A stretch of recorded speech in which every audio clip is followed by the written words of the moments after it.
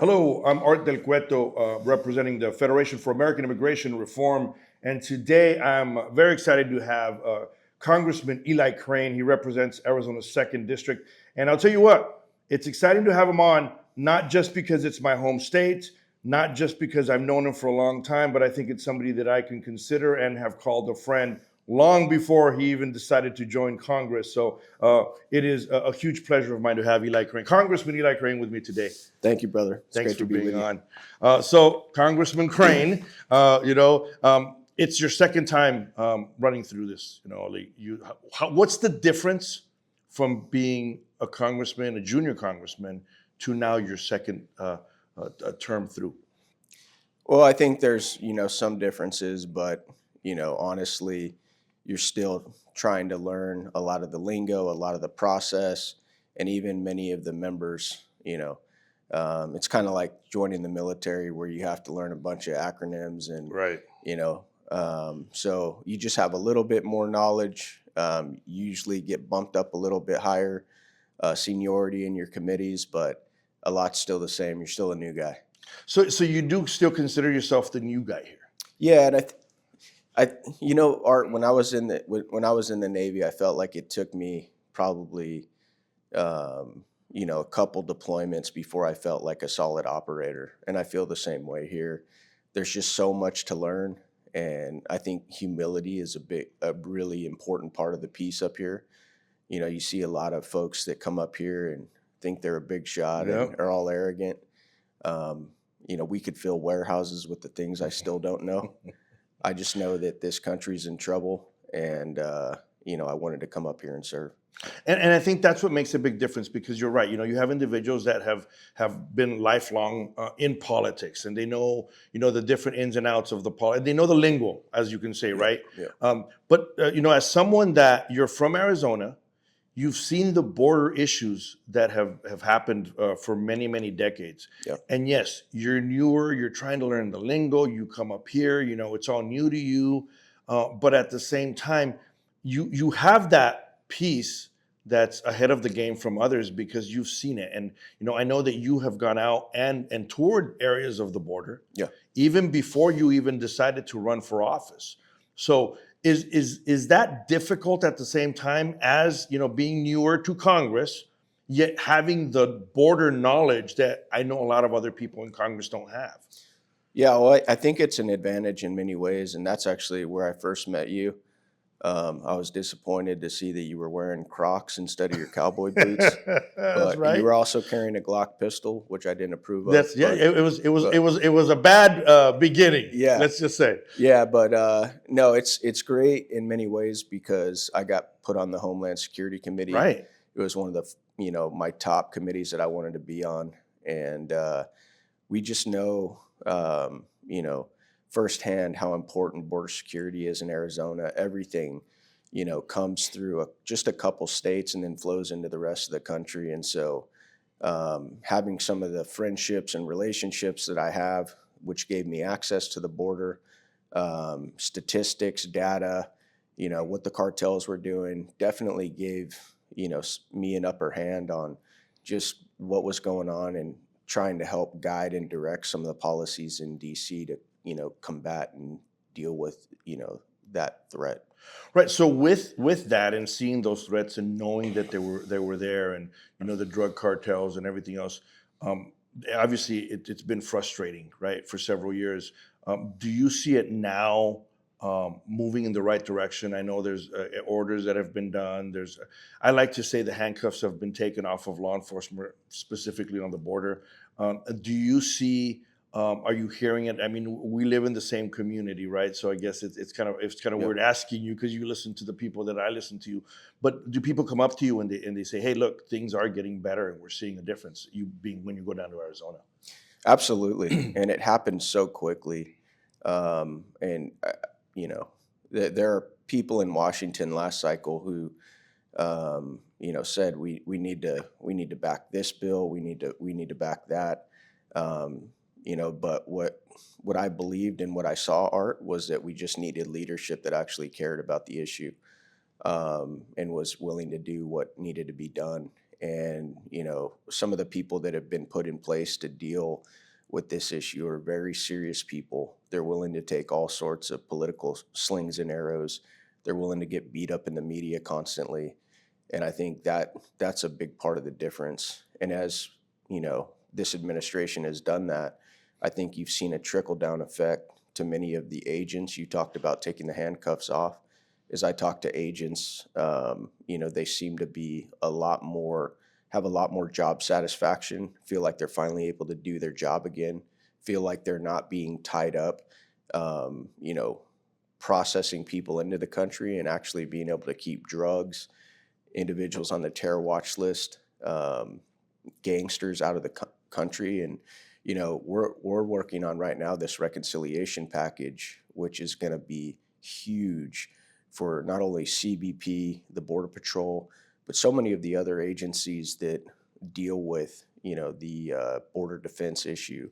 I mean, I think it's close to, I think, $150 billion that we're going to be allocating to that issue. So not only have we seen it quickly turn around, but I think with the moves that we're making and the resources that we're allocating, you're going to see our border probably more secure than it's been in decades, and that has the potential to have long-lasting effects as well. No, and I'm glad you brought that up, because I talk to people all the time, and we go back and forth on the issues. You can have different executive orders, which I think are helpful. And as you said, you see the numbers drop in one day, right? Yep. I've been out in the field and I saw the numbers go up in one day. I see them go down in one day. Right. So we see that effect. Obviously, the reconciliation deal is big. Because it helps and assists the agents moving forward, equipment and everything else that you can think of. And some of it is long-lasting equipment, right? So if you put certain sensors or towers and cameras and build different areas of the wall, that's something that's going to continue to be there for several decades, hopefully. Yeah. But at the same time, moving forward, do you see any way that there can be some actual bills that could fix the immigration process and the immigration problem as a whole? Because look, the detaining them is great. The numbers are going down. Now we're having to remove those that were here and that have remained here and pretty much circumvented our laws or laughed at our laws and decided not to show up to court. Do you see a path moving forward to be able to I guess make it easier for those that actually have a real claim to asylum or any type of immigration moving forward? Yeah, I do. But, to go back to the 30,000-foot view, I think that before that serious discussion takes place, step one had to happen, and that Right. was to secure the border. There's already, conversations up here about, bringing on more immigration judges and funding that process to actually make sure that we have enough bodies and people who can make decisions on who has a legitimate, asylum, claim and whatnot. And to your point, Art, we often get branded as the party that's anti-immigration, and that's not true at all. Some of the best people I've met in my life have immigrated here, but the key is, Art, they did it legally. They went through the process. They didn't skip the line. And as you know, that's a long process. I think there is the potential for, that process to get better. But that's what many of us want to see. Not only do we want to see people, especially the most violent individuals, not only do we want to see them get deported, but we want to see people being willing to go through the process, assimilate to our country, and show the respect of not just, jumping the line, walking over the border, and thinking to yourself, well, I got a foot over the border. I'm a citizen now, and I can collect Right. all sorts of benefits from the hardworking, taxpayers in this country. And we need to find the right path moving forward on how to get things done correctly. And part of that right path is, like as you said, is making sure that you have the right structure down on the border to assist Border Patrol, to assist law enforcement. There's many things that need to be done. Now we're seeing even the deployment of the military. As someone that's was in the military, do you see that as a big advantage, or do you also at the same time see it as a way that maybe they're going to target the military in a wrongful way as well? I think it is an advantage because when you come from a military background, especially one like I do, you're trained to think in the terms of, if I wanted to get through this border, how would I do it? How could I do it? And one of the things that is so obvious now is, because we've done such a good job at flooding resources to the border crossings are down to a pretty amazing level. The cartels, aren't just going to pack it up and say, hey, we're willing to walk away from this, multi-billion-dollar operation. So they're going to adapt just like an enemy would overseas. You're seeing them start to implement drones into their process. I believe, we're going to see an increase in tunnels as well.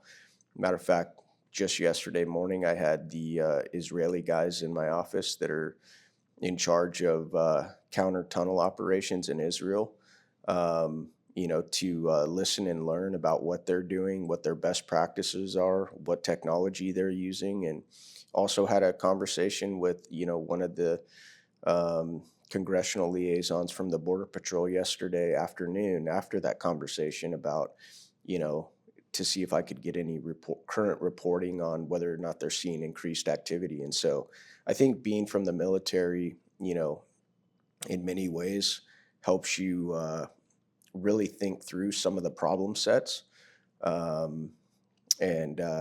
Yeah, I mean, I'm grateful that we have several other veterans on the committee as well, the Homeland Security Committee. The chairman himself is a veteran. Okay. Oh, wow. Okay. Yeah, that I think that really helps. How do you see the reconciliation package moving forward at this point? I mean, I know it's been Yeah. nonstop. Well, but and how do you think it's going to plan out? honestly, it's understandable in a way. Anytime, for anybody that knows and understands Congress, you have all these different factions, right? And all these different groups have different priorities. And anytime you're working under the paradigm of one big, beautiful bill, that complicates things even further. And so everybody's trying to get everything they want into this one big, beautiful bill. I think we're making progress and moving in the right direction. It doesn't mean there haven't been speed bumps or there won't be any more speed bumps, but I think, most Republicans are united under trying to get President Trump's agenda across the finish line. And the great thing about reconciliation, Art, is that it allows us to bypass the Senate filibuster. We don't need 60 votes in the Senate. We Right. just need a simple majority. And that's why there's so much pressure on this process. This is the best process for us to get the president's agenda across the finish line. And obviously there's some, conflicts on codifying into law things that many of us believe will be detrimental to the president's agenda, but also, continue to perpetuate some of just the out of control federal spending in Washington, which, talking about threats, in my opinion, that is the biggest threat up here. And not a lot of people in the Beltway think about it Right. or even want to think about it. But when you're running, close to 37 trillion in debt, 2 trillion annual deficits, that this ship is headed off a fiscal cliff, and some of us are trying to turn the wheel to buy us more time and try and get our fiscal house in order. And there's many people up here that could care less. No, and I've spoken to you about it many times before, and I think that's what people need to understand about Eli Crane, is that you sometimes don't make the most popular decisions with the crowd, right? That's right. That's right. I think I've called you a couple of times and I Yeah, said, you Eli, have. what are you doing? That's right. And you've explained it. I said, look, Art, this is where I'm at, and this is why I feel this way. So I think you're somebody that's been up here for now your second term. Yeah. But your moral compass hasn't changed. Right. And I think that's important for people to know. How do you see us moving forward? Obviously, we have things going in the right direction. Yeah.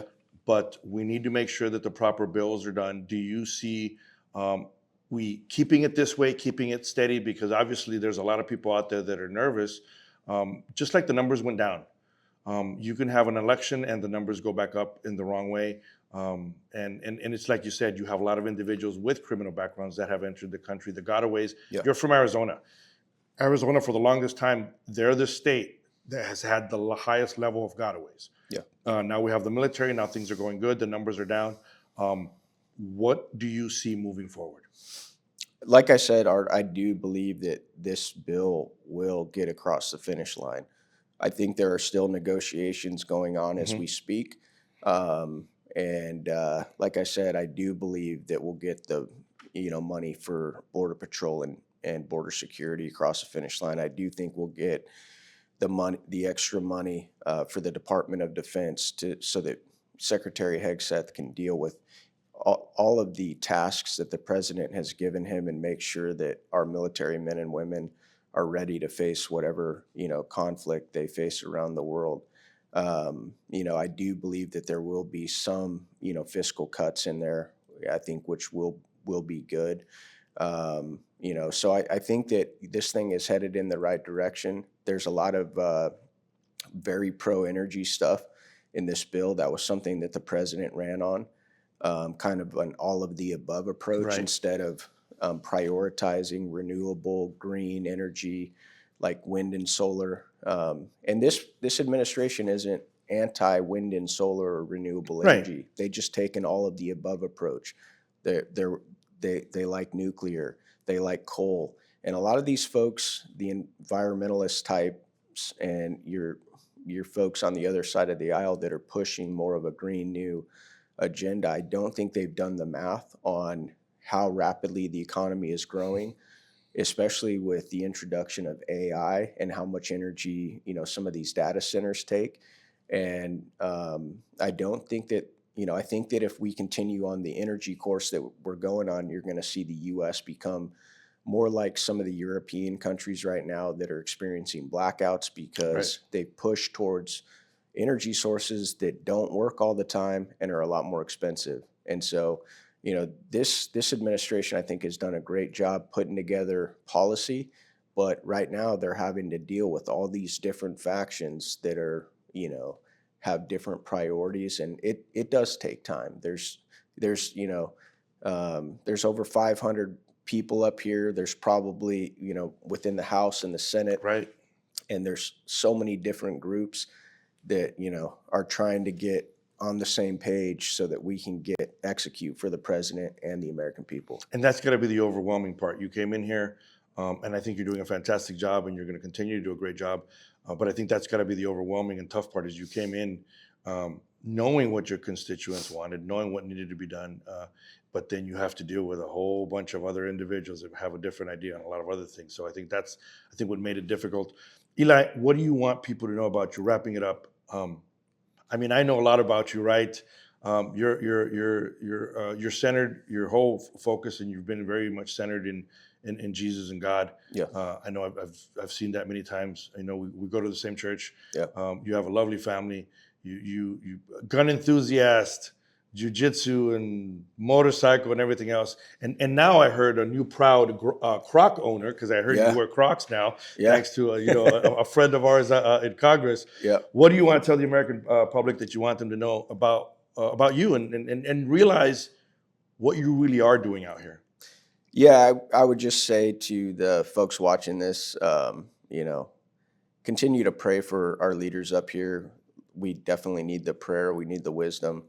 Don't ever put, and I'm sure I'm telling you guys something you already know, don't ever put your faith in politicians. That's right. Keep your faith in, the Almighty, and something that doesn't twist and turn with culture. And, just continue to be engaged, be informed. Art, that's one of the biggest problems up here. Yes. And it's why a lot of the same people keep getting sent back up here that, in my opinion, are more focused on their political career and trajectory than they are in saving the country, because a lot of American people don't pay attention and they don't research for themselves. And so continue to, self-educate yourself, and hopefully we'll get some people up here that are more willing to do the right thing when it might cost them and put themselves in political jeopardy. That's really all I got, man. I think that's fantastic. Hold on. Don't interrupt What me, you Art. got? What you got? No, I was just gonna say, dude, I appreciate, I know you've been in the Border Patrol for a long time, thank fighting this fight, and I know that there's been times of feast and famine for you guys, and we appreciate what you guys do. We really do, because we know it's not an easy job.